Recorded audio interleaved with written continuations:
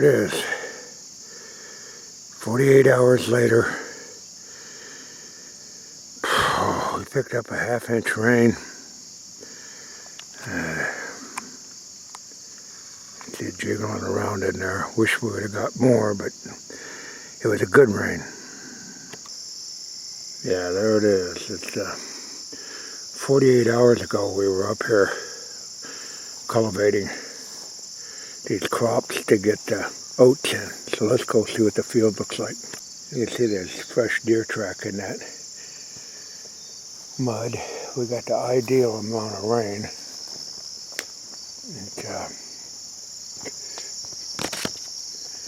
Very little if no erosion whatsoever on this field, which is a good thing. Now you can see the efforts that we went down through. That's had a half-inch rain on the tillage of that dirt. And as I said, you can see the deer track. They're still browsing through those beans, so it was a good deal that we left them in there. Yeah, I'm standing here on the 15th day of August, and the corn is made, and I want to give you a life lesson. This one little seed, that and my labor, and the cost of fertilizer, and hopes to bringing this one little seed on, which cost, that to acquire that one little seed, cost me $262 a bag. Now if this one little seed,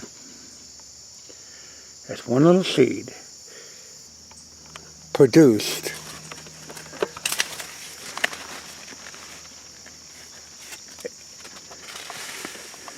this kind of a return, a full cob of corn. Now, as we look down here, we'll follow this down. Here's that one stalk, that one seed laid right there in that ground. Through my labor and through my expenditures and my risk-taking, produced that cob of corn. Now, your investment in this hand, my return here. Did it cost money for this? You damn betcha. I had to give. But in return, I was rewarded with that. The same with any economic situation in America today. You're only going to get out of life what you put into it.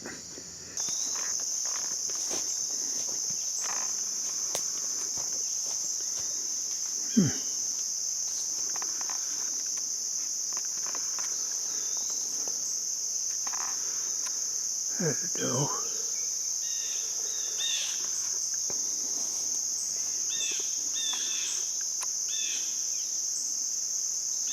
Doing a baby.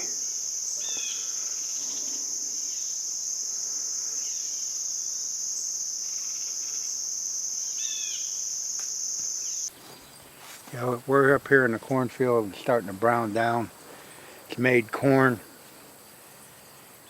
We planted that corn on May 9th, so May 9th to June 9th would be 30 days. June 9th to July 9th would be 60. July 9th to August 9th would be 90. To 16, it would be roughly 96 days of growth, and it made corn. Now, and as we walk down through here, you can see the browning, the firing of the corn. It's starting to brown down inside the field now, and like I said, won't be long before by Labor Day this whole field will be brown down. But all you have to do is look down there and see the results of our efforts in growing this corn. Also, look on the ground. It's pretty much, well, it's weed free, let's put it that way. So I won the battle on water hemp, and I grew a heck of a crop of corn. We're going to go in here and pull these weeds out in these little hidden areas. There's not many. We'll just get them out of there, and we'll throw a little bit of oats in there. They come out pretty easy.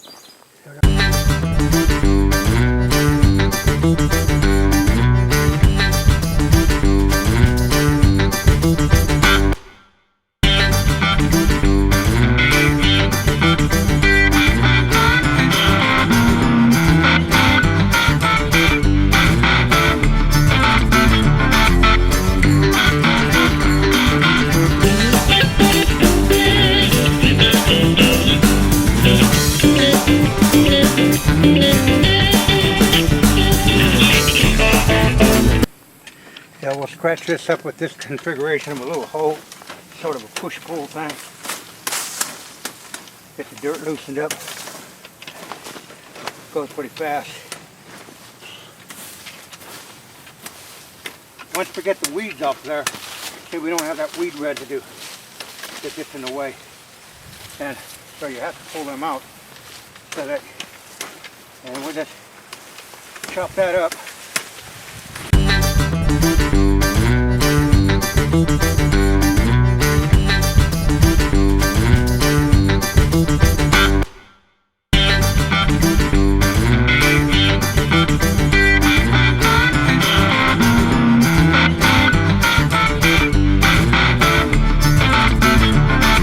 Now we'll throw a little just throw a very little fertilizer in here. It don't need much. But it's always, you know, these are just micro spots. And when I say micro, I mean micro. Now we'll crank a little forage oats on here.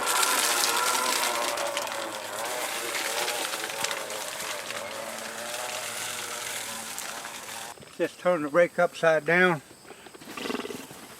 cover these areas, spread that around.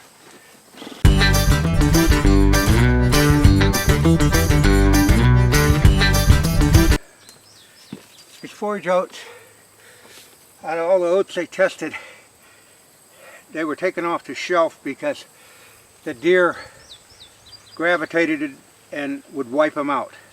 And so after extensive testing, Whitetail Institute decided to buy them outright. They're the only ones that have this particular brand of oats now, and it's because of the sweetness and how they attract deer. They didn't make a good ag crop. They were too prone to being overgrazed. So if you want to know any more information about them oats, call Whitetail Institute. They'll inform you. As you look out at these beans, this is a testimonial of changing it up and not staying the course of past. Sometimes you have to change it up, and this is a good case. I want to show you something here. If we focus on this bean, these beans right here, ladies and gentlemen, from the ground up, was 37 inches tall. Now, that's pretty good growth, but here's what's more important. Look at the number of beans. These beans were made with one little bean. And that bean also was inoculated. That's important today. If you're going to plant beans, make sure you got an inoculation on them. That helps the germination and the disease factors. Now for my investment on that one bean, it's 1, 2, 3, 4, 5, 6, 7, 8, 9, 10, 11, 12, 13, 14, 15, 16, 17, 18, 19, 20, 21, 22, 23, 24, 25, 26, 27, 28, 29. Basically 30 pods, 37 inches tall, came from one bean, and proper seed bed preparation. This just don't come by some willy-nilly running around trying to see how fast and arrogant they can plant stuff. It's hard work. And my hats are off to you people that know how hard work it is. But some of the stuff that's out there today is so misleading, and that's why I do this channel. It's a lot of work to get this one bean to produce this. And there's no falsehood here. This is real time. And I'm not going to say it was easy. I'm going to say we had some ideal weather conditions, but that's what it takes. But it takes the initial effort to put that one bean seed into ground in return to get this. No shortcuts. What we're trying to do here, we're trying to walk down and find where I left that bare spot in the cornfield and see if we can go in there and get some forage oats growing in that. If my memory's right, it should be right in here by this cedar tree. We'll try to get through here. Oh my God. Look what we got in here. Oh boy. Oh yeah. We found the weeds. Water hemp, velvet leaf. Well, we're going to have to come in here. Oh man. Do some serious weed eradication. Well, here it is. August 20th. I'll show you something. Mud on the van. You don't see that very often anymore. It's raining down here at the farm. Here we go. Got just a little over an inch of rain. Hooray! Well, here we are. August 20th. Boy, how time flies.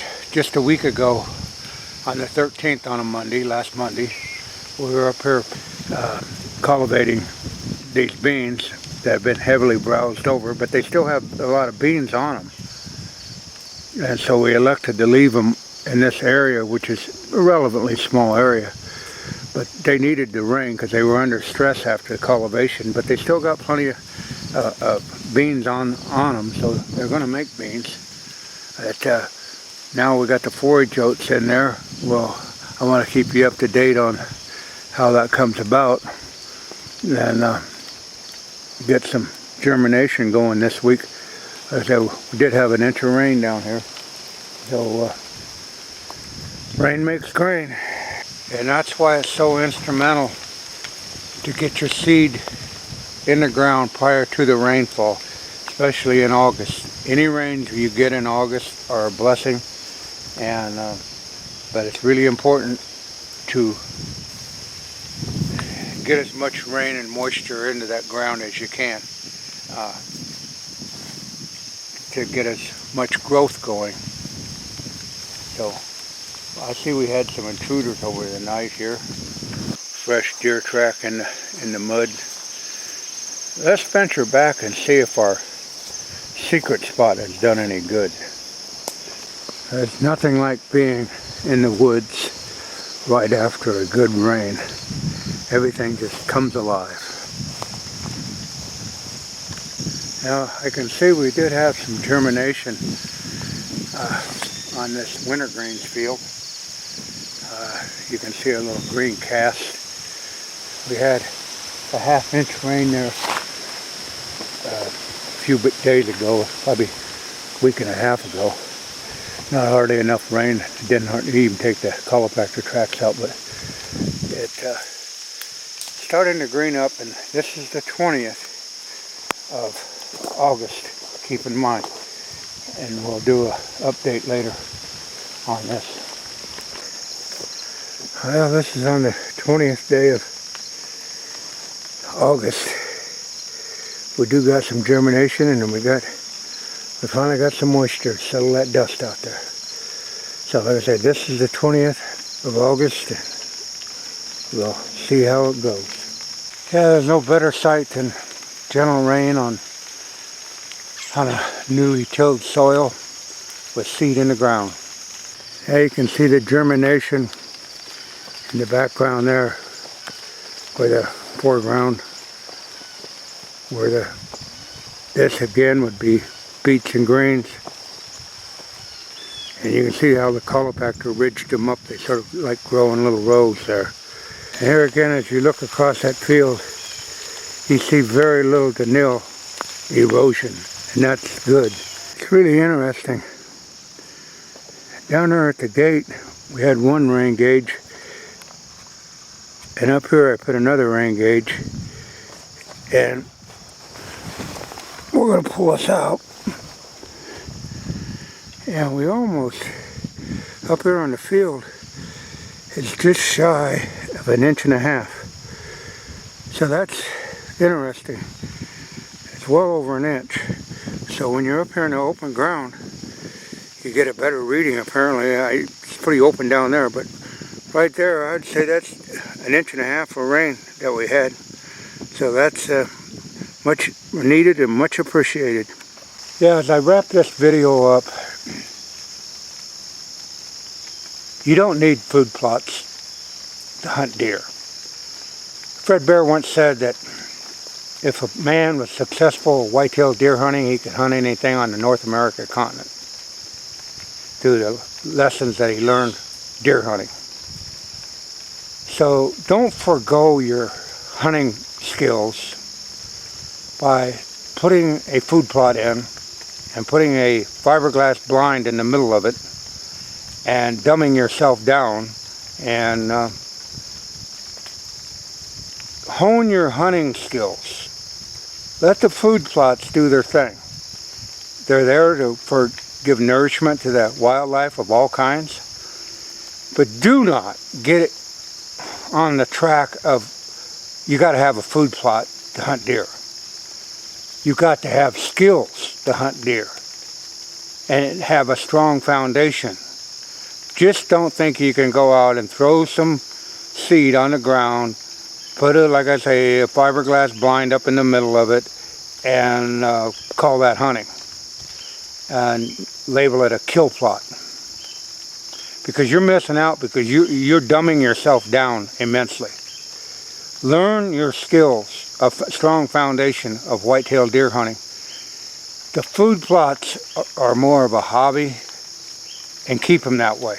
But they're not a necessity in the world of hunting white-tailed deer. So don't get lured down that trail that you have to have a food plot to hunt deer to be successful. You don't. So, well, that's it from Monday morning from the rain-soaked ground, which was a blessing. And thanks all you guys that wished me luck on the rain. And I feel sorry for some of you that are getting too much rain. I know that could be a damper, but like I said, you don't need food plots to hunt deer. If you got a lot of rain in your area, the natural forage is going to be really good, and the antler growth is going to be real good, because on a wet year, there's more minerals that get induced into the plant life, and as the deer eat them, they benefit immensely over a dry year. So that's it from the non-typical Norwalkian on a rain-blessed day. Nothing like a good rain on that new clover field. It really came back. Like I say, I almost wrote it off, but it's holding its own now.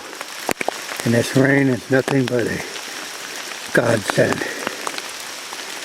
I said, from that weed patch that I was about ready to till under,